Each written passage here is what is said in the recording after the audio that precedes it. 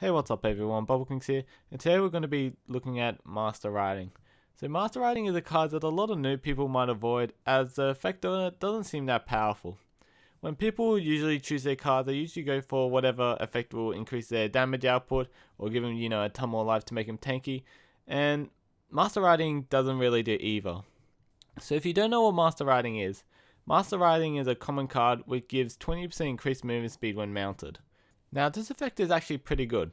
It allows for faster rotations between objectives such as the siege engine or the capture points, which can give you better positioning compared to the enemy team. For example, say you had like a Barak on your team, he could, with Master Riding, get to the point first and set up all of his turrets before the enemy even arrives. Now this positioning advantage is actually pretty crucial in the game. So what usually happens is, the first team to arrive at a capture point, they create like a little defensive position. They have their tank at the front with their shield, and they have like their Barak in the back setting up turrets, stuff like that. And it's usually pretty hard to effectively take back a point once the enemy set up this little defensive positioning.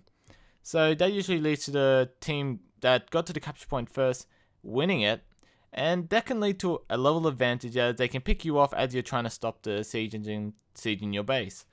This level advantage usually means that you can sort of just snowball the game out of control, because during the next capture point you'll be stronger than them, you can get better positioning with your Master Riding, and do the similar thing where you just like sort of block them out with your defensive setup, because you most likely got there first if you have Master Riding, because you have more movement speed.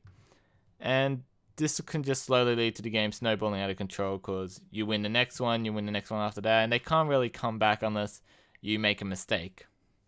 Now obviously there's some bad things about the card.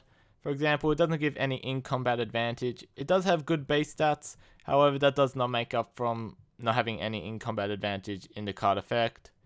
The introduction of respawn teleporters really reduced the significance of mounting the game after the first point, because usually you don't really mount up for a very long period of time. Usually just mount up to get to the respawn point and then move for 1 or 2 seconds to get into position. And it really reduces significance of mounting the game.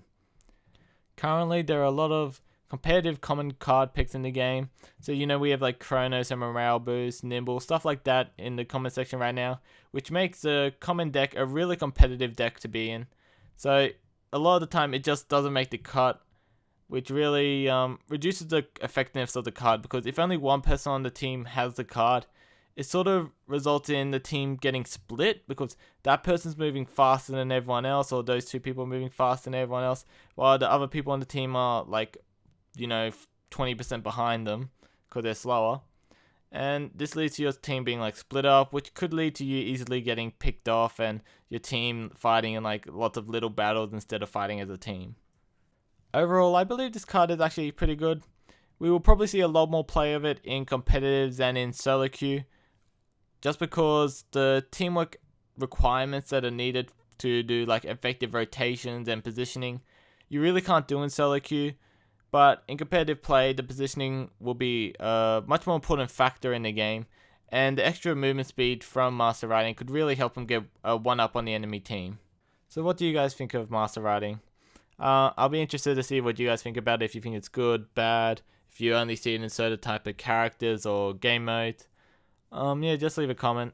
Anyway, I hope you guys enjoyed the video, and I'll see you guys next time.